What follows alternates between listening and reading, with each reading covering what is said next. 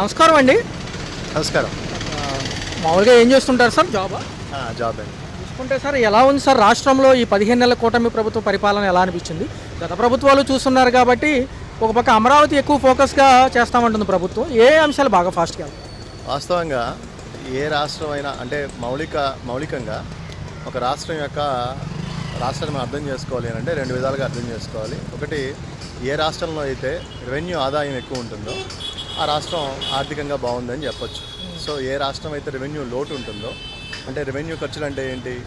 Revenue ఖర్చులు అంటే ప్రభుత్వ పెన్షన్లు, సంక్షేమ పథకాలు, వీటి మీద ఎక్కువ ఏ రాష్ట్రం అయితే ఖర్చు పెడుతుందో ఆ రాష్ట్రానికి కొంత లోటులో ఉంటుందన్నమాట.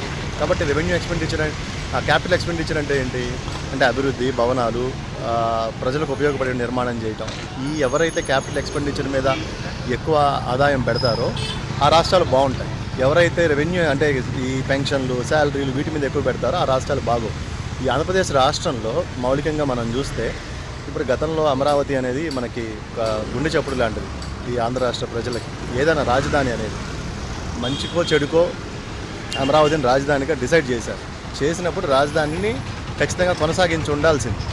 అలా కొనసాగించలేకపోవడం వలన అసలు ఆంధ్ర రాష్ట్ర ప్రజలకి రాజధాని అంటే ఏంటో తెలియని పరిస్థితి ఏర్పడింది. అంటే సార్ వీళ్ళు ఏమంటున్నారంటే కూటమి ప్రభుత్వ నాయకులు కానివ్వండి, ఒక పక్క నారాయణ గారు కూడా అంటున్నారు ఏదైతే ఒక 45% పనులైనా కానీ వచ్చే 3 ఏళ్లలో పూర్తి చేస్తాము. ఈ లోపల కనుక మరొకసారి ల్యాండ్ పూలింగ్ కనుక రైతులు ఒప్పుకుండి ముందుకు వస్తే కనుక మాకు ఇబ్బంది ఉండదు ఇంకెక్కడా కూడా అంటున్నారు. ఏమంటారు? ఖచ్చితంగా అండి. అంటే ఇప్పుడు రాజకీయాలు పక్కన పెట్టకండి. రాజకీయాలు అనేది ఇక్కడ ప్రధాన అంశం కాదు. ఏ రాష్ట్రానికైనా రాజధాని చుట్టూ ఉండే మౌలిక సదుపాయాలు, అదేవిధంగా ప్రజలకి విద్య, వైద్యం, ఆరోగ్యంలో తక్షణ రాయితీలు కోరుకుంటారు ప్రజలు. ఈ పరిధి గురించి ఆలోచించాలి. అంటే ఏ రాష్ట్రానికైనా రాజధాని ఒక డిసైడెడ్ కాబట్టి డిసైడ్ అయిన రాజధాని మనం ఎలా డెవలప్ చేసుకోవాలనే దీని మీద మనం ఫోకస్డ్గా పనిచేయాలి. రాజకీయాలు ఏ పార్టీలకు ఉండే రాజకీయ ఇది ఆ పార్టీకి ఉంటుంది. కాబట్టి ఇప్పుడు మనకి రాజధాని అమరావతి డిసైడ్ అయింది కాబట్టి అమరావతిని ఏ రకంగా డెవలప్ చేసుకోవాలి అనేక ఇప్పుడు బ్లూ గ్రీన్ క్యాపిటల్ అంటున్నారు.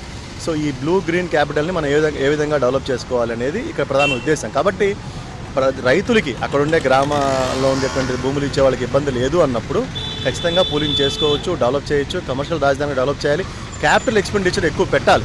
అంటే ప్రభుత్వానికి ఆదాయం ఉంటే కదా, వాళ్ళ రాజకీయ నాయకులు జేబుల్లోంచి ఏం తీసి ఇవ్వరు కదా, అది ఇవ్వాలని కూడా కాదు.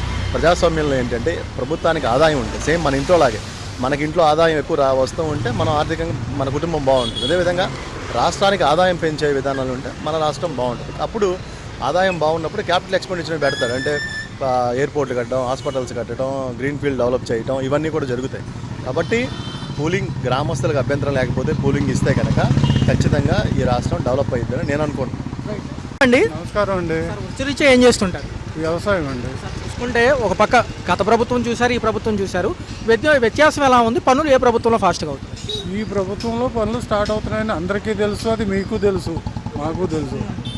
15 నెలలు అవుతుంది సార్ దగ్గర కూటమి ప్రభుత్వం వచ్చేసరికి. డిప్యూటీ సీఎం పవన్ కళ్యాణ్ గారు పనితీరులు ఎలా ఉంది? బాగానే ఉంది, బాగానే ఉంది. పర్టికులర్గా అమరావతి వైపు చూసుకుంటే కేంద్రం సపోర్ట్ ఉంది సార్, బాండ్స్ కూడా ఇస్తున్నారు ఈ మధ్య. దాంతోపాటు గతంలో రైతులకు భూములు ఇచ్చారు కాబట్టి వాళ్ళకి ఇళ్ల స్థలాలు ఇస్తే మరోసారి ల్యాండ్ పూలింగ్ మేము సంసిద్ధం అంటున్నారు. ఏమంటారు? అవ్వచ్చు, ఇస్తే మోసం చేయడు. చంద్రబాబు నాయుడు చేయడు, మోసం చేయడు. సార్ ఐకానిక్ టవర్తో పాటు భారీ ఎత్తు కట్టడాలు, ఒక పక్క సిఆర్డీఏ కొత్త బిల్డింగ్లు కూడా వచ్చాయి కాబట్టి ఏమంటారు? బాగానే ఉండదండి, బాగానే. రాష్ట్ర భవిష్యత్తు ఇలాగే ముందుకెళ్తే వాళ్ళు చెప్పినట్టుగా ఈ 3 ఏళ్లలో 45% పనులు పూర్తవుతాయి అంటున్నారు. ఎలా అనిపిస్తుంది? 45% కాకపోతే 40% అయినా పర్వాలేదు కదండి. అది 40% కాకుండా 35% అయినా అయినట్టే కదా. గత 5 సంవత్సరాల్లో ఏం జరగలేదు కదా, అది అందరూ చూస్తున్నారు కదా.